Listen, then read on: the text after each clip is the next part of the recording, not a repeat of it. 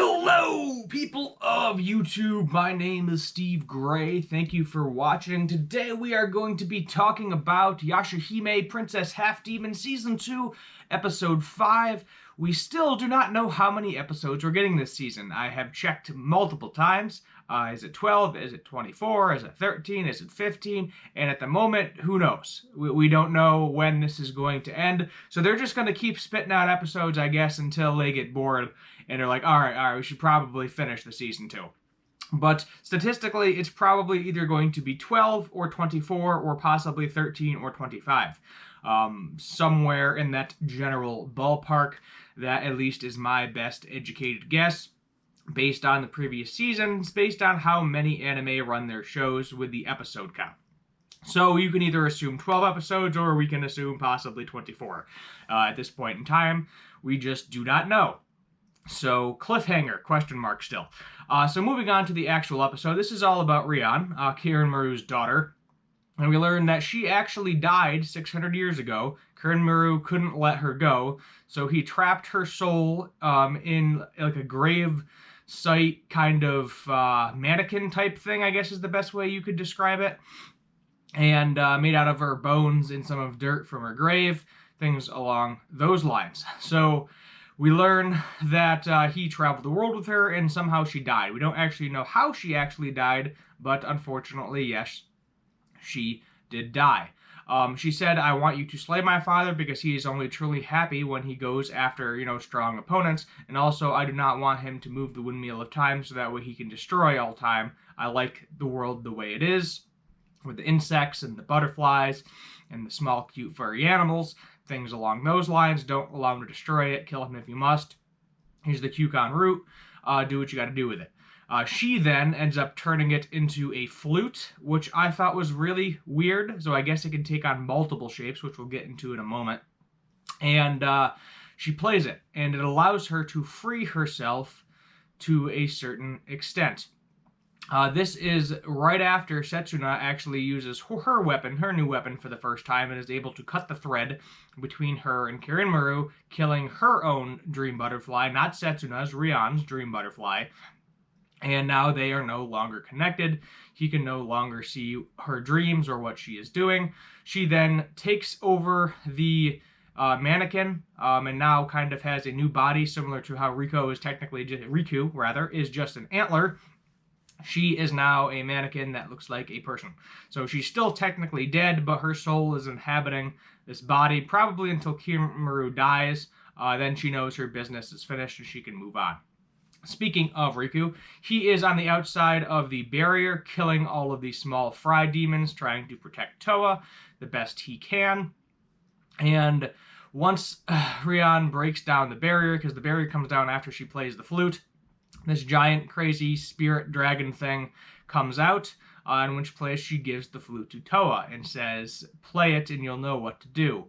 So she does, and it turns into a giant freaking sword. So yes, Toa finally has her weapon. We can check that box off on the list.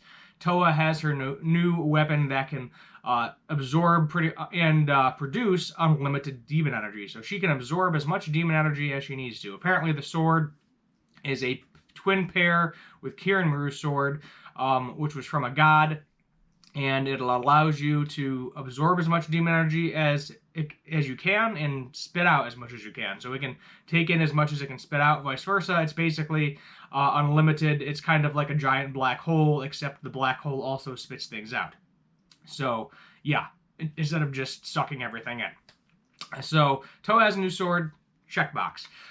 Defeats the dragon by herself fairly easily, so she's definitely gotten a lot more powerful with her new weapon now that she can actually utilize her full powers with it. Then Shishomaru decides to show up at the end of this whole little battle. Rion and Riku have a little reunion because I guess at one point they knew each other, so Riku is at minimum 600 years old, which is kind of crazy. And he likes a 14-year-old girl. So yeah, there's some underlining issues there, although he is actually an antler, so I don't know where that falls on the chart of okay, not okay. But moving on from that standpoint, Sesshomaru shows up, and he was like, I can cut this butterfly for you now. He's like, I see that you're learning to utilize your powers, but I think the dream butterfly is actually hindering Setsuna to a certain extent because she is not able to do her normal functions, sleep, things along those lines. So Shomaru actually ends up cutting Setsuna's dream butterfly, and shortly after she falls asleep. She hasn't been able to sleep for a very, very long time at this point. So basically since she was like 2 or 3 years old, she has not been able to actually sleep. So she's got a lot of catching up to do. So she's probably going to be out for the count for the next episode or two. At least that's my guess. I'm not 100% positive. We did see her in the preview, but the preview might just be a dream. I don't really know. It's going to be really weird because now she's going to be able to actually remember her dreams, which is kind of interesting. But I think the reason he did that is because, we're kind of getting down to the wire here where it's like you have to save Rin, and this dream butterfly might be hindering you from doing so, so I'm going to cut it so you can utilize your abilities fully. That way you can cut the thread in order to save Rin, get rid of the scale, things along those lines. Because I think it's like a double connection, because it's like you have Zero both with the thread connected with the curse, and you have the scale. I don't know if just getting rid of the thread is going to get rid of the scale, but I guess we will get to that point in the next upcoming episodes. Yeah, Setsuna is also checklist, no more dream butterfly. Toa is checklist, sword. So a lot of good things happening in this episode. So the next thing we're going to be on to is actually saving Rin, because that's just what inevitably is going to happen, because now that the dream butterfly is gone, Rin is going to slowly be dying when we don't know how much time she actually has left before the silver scale spreads all over her body and she inevitably dies. Yeah, that's what's going to happen next. But based on the preview, that's not happening next episode. It looks like we are getting a kind of fillerish episode where it looks like it might be a dream that Setsuna is having. We don't really know. It looks like we're going back to the other demon slayers, demon hunters, whatever you want to call them. And it looks like we're doing something with them, introducing some characters that we've seen before that we haven't seen yet this season. So who knows? Nobody knows. It's not going to be really coherent to the storyline. It's going to be an episode that doesn't really matter. That's my guess. Probably not going to like it all that much, but we'll just have to wait and see what happens with episode 6. Yeah. There's also a cute little moment in this episode where Riku actually mentioned, hey, Kirin Maru can hear and see everything I see because we are connected, because I am his horn. So it looks like Toa is about to finally kiss Riku, and she's got the whole pucker up face going on, and then she starts screaming at Riku, which is actually screaming at Kirin. She was like, "Look, I got the sword. We're gonna fight you now. Look, we freed Rion. She doesn't have to be scared of you anymore. If you want to come fight us, we're not gonna go anywhere. We're not gonna run away. We're gonna fight you." And he's just kind of like, interesting.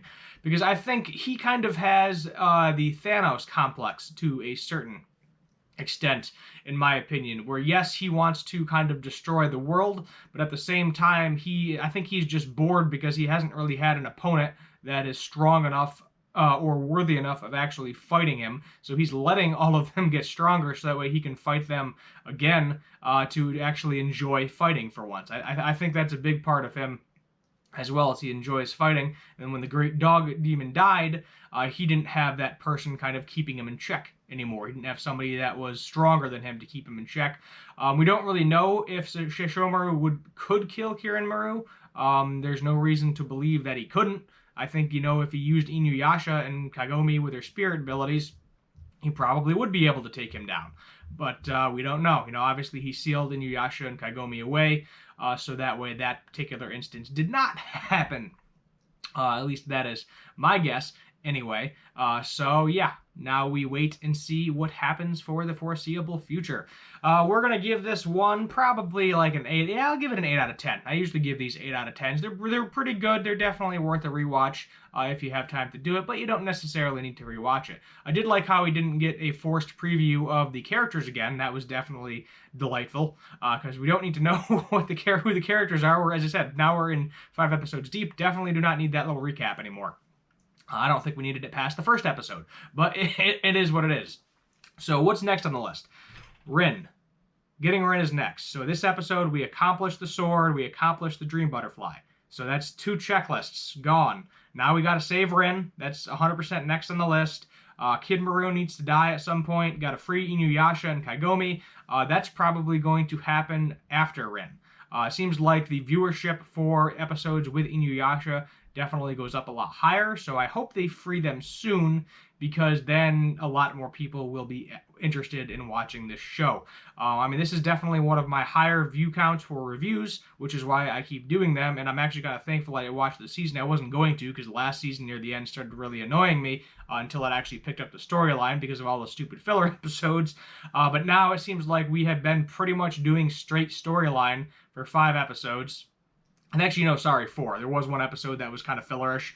Next episode is also going to be fillerish. So if it's something where, it's like we get 2 or 3 episodes and then a filler episode, I'll be fine. But if it's something where we get a filler arc, where it feels like there's like 5 or 6 filler episodes in a row, like it was last season, I will definitely be sure to mention it in these reviews.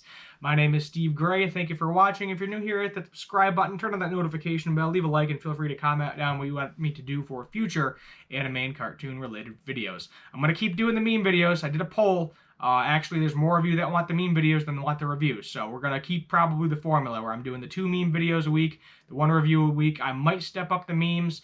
Demon Slayer in December. We got a little ways before that pops up. I am going to be reviewing that. I know technically it's ongoing right now, but it's just the, basically the Mugen Train arc right now. So I haven't even been watching it. I have 3 episodes behind. I'm probably going to watch it, but I haven't watched it yet because I've already seen the movie, already knows what's going on.